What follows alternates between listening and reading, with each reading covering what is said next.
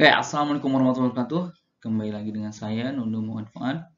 Pada video pembelajaran kali ini merupakan bagian ketiga, ya. Ada bagian kedua dan bagian ke-1. Silahkan ditonton dulu oleh teman-teman karena ini materinya berlanjut begitu ya.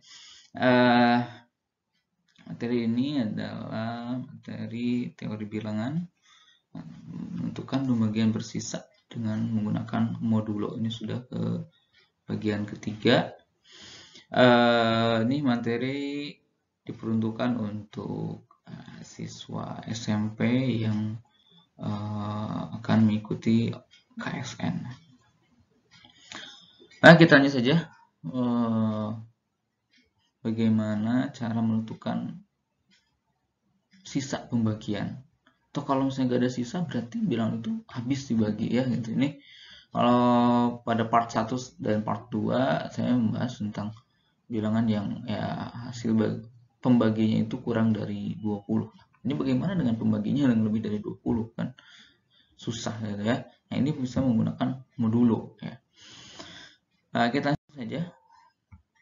Nah, ini bagaimana menentukan sisa pembagian dari bilangan berpangkat kompleks atau ya bilangan yang eksponensial. Nah, setelah kemarin kita mempelajari ciri-ciri yang bilangan yang habis bagi 2, bagi 3, sampai bagi 19. Nah, kita akan mempelajari bagaimana menentukan sisa pembagian atau mungkin dengan tahu cara mencari sisa juga bisa tahu ini habis atau tidak dibagi. Nah, nanti kedepannya kita akan mencari ini ya. Insya Allah akan dibahas di Zoom untuk materi ini. Untuk pengantar ya, di video ini hanya untuk pengantar bagaimana mencari sisa pembagian menggunakan modulo pada angka-angka yang sederhana. Ya, kalau dibaginya atau dicarinya ini dikali cari dulu 4 pangkat 18 dikali 19 pangkat 80 jadi bagi 9. Nah, ini nggak akan efektif kalau dicari nilainya dulu kemudian bagi 9. Ini kita bisa gunakan modulo untuk menyelesaikan masalah ini. Nah, ini modulo itu kayak pembagian yang bersisa ya. Pembagian bersisa di SD juga sudah ada. Ya, 3 bagi 2 itu dapat 1, sisa 1. Nah, itu yang dicari adalah sisanya. Sisa satunya atau 5 dibagi 3 dapat 1, sisa 2. Nah, yang 2 itu yang kita cari. Contohnya nih, 7 dibagi 2. 7 dibagi 2 itu kan perkalian 2 yang sini di bawah 7, 3. Ya. Jadi 3 sisa 1. Dari mana ya? 7 dikurangi 2 kali 3 sama dengan 1. Nah, ini 1 ini ya, jadi sisa di sini. 3-nya yang ini ya ke depan di sini.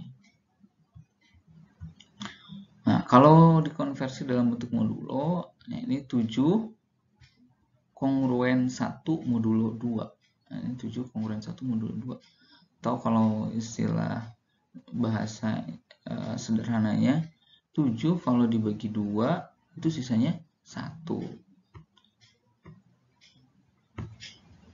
Atau 7 kalau dikurang 1 habis dibagi 2. Tuh ya. Jadi ini bisa nyari sisa atau nyari bagaimana supaya ini habis dibagi. Nah, kalau tadi sebelumnya di sini bentuk modulonya positif, sekarang bentuk modulonya bisa juga bentuk negatif. Gimana yang modulo negatif? Nah, ini kan 8 bagi 9, 8 modulo 9 ya. Itu dapatnya 0, nggak ada perkalian 9 yang aslinya di bawah 8. Selain dengan 0 bisa juga kita dengan perkalian 1 kali 9, cuman berarti 1 kali 9 kan lebih dari 8. 8 kalau pengen jadi 9 kurang 1 ya. Nah, itu yang negatifnya dari sana, kita lihat ya. Nah, jika kalau 8 bagi 9 adalah 0 sisa 8, maka kalau dikonversi ke dalam bentuk modulo, 8 kongruen 8 modulo 9. 8 dibagi 9 ya sisa 8 ya. Atau nah, ini 8 bagi 9 dapat 1. Kok dapat 1 ya? Nggak mungkin kan perkalian 9 katanya. Nggak ada yang hasilnya kurang dari 8. Ya anggap aja nih 1. Tapi sisanya negatif 1. Ya, seperti yang di atas ini 8 dikurangi, berarti 8 dikurangi juga. Nah, ininya 0, ini mah 1. 8 dikurangi 1 kali 9. Berarti 8 dikurangi 9, negatif 1. Nah, ini sisanya nih. Ya, negatif 1 sisanya. Kenapa nih bisa jadi negatif? Nah, nanti ada apa ya? Fungsinya ya, kenapa kita ini harus bisa dibikin negatif 1. Karena kalau negatif 1 atau 1 dipangkatkan berapapun, ya hasilnya 1 atau negatif 1 kan. Kalau negatif 1 dipangkat berapa? Negatif 1 pangkatnya ganjil, ya negatif 1. Negatif 1 pangkatnya genap, ya 1. Gitu kan. Ini kalau ada 1 kan, itu 1 identitas perkalian, jadi mudah untuk dioperasikan. Oke, berikutnya. Nah, ini kalau dikonversi dalam bentuk modulo, ya 8 kongruen 8 kongruen negatif 1 modulo 9, atau 8 dibagi 9 sisanya negatif 1. Oke, kita lanjutkan. Nah, ini ada bentuk modulo AN tambah B pangkat AN tambah B dipangkatkan M. Jadi yang pangkatnya itu satu kelompok ya, AN dan B-nya dipangkatkan dengan M.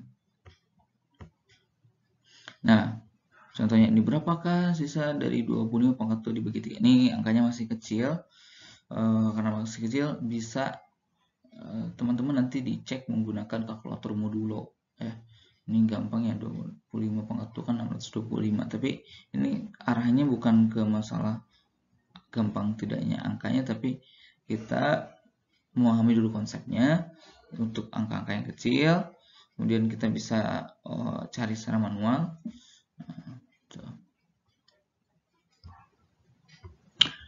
Nih, kalau 25 kuadrat itu, nah ini kan bentuknya AN tambah B kuadratkan, dipangkatkan M.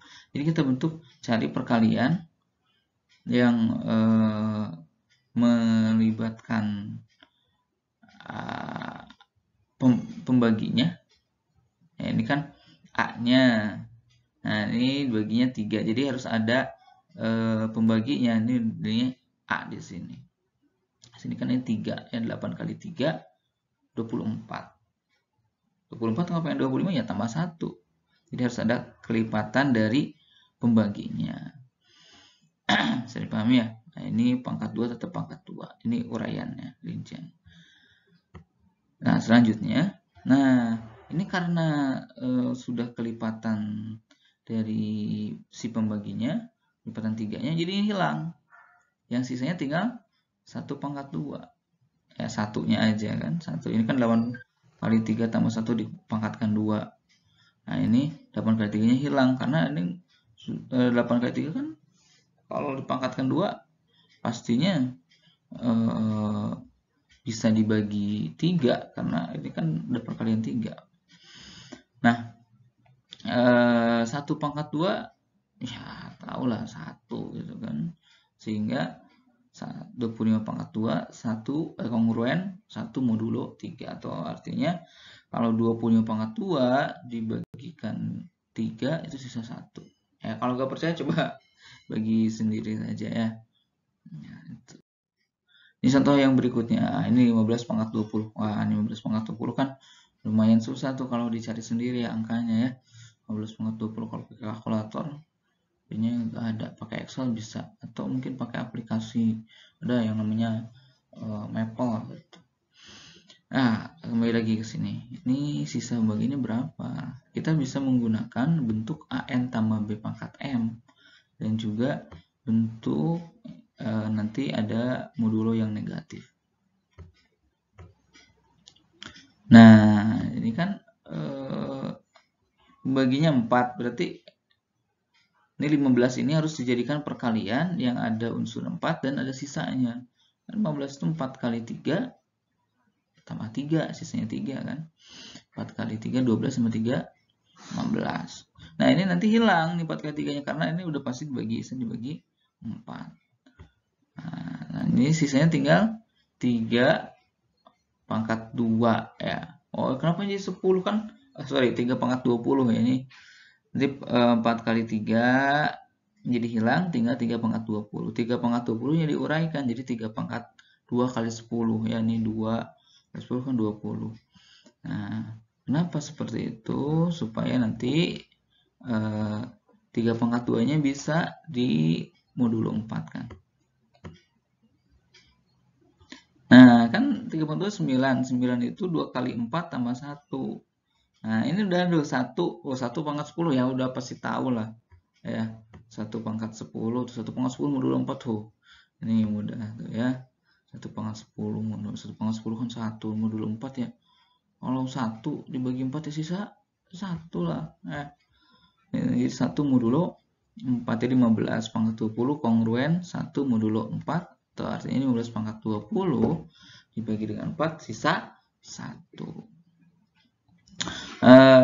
Itu untuk sebagian kecil pengantar ya.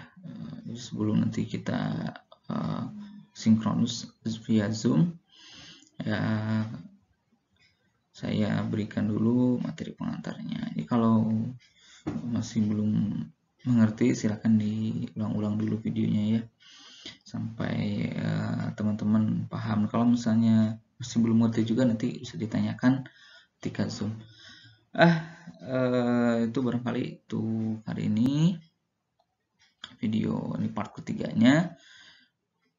Seperti biasa kalau ada pertanyaan atau yang kurang dipahami silahkan dituliskan di kolom komentar. Kalau ada kebaikan dari video ini mohon di like dan supaya bisa memotivasi saya agar terus berkarya. Kan senang banget kalau banyak viewernya atau banyak komentar positifnya ya. Ya silakan di subscribe channel saya. Terima kasih. Wassalamualaikum warahmatullahi wabarakatuh.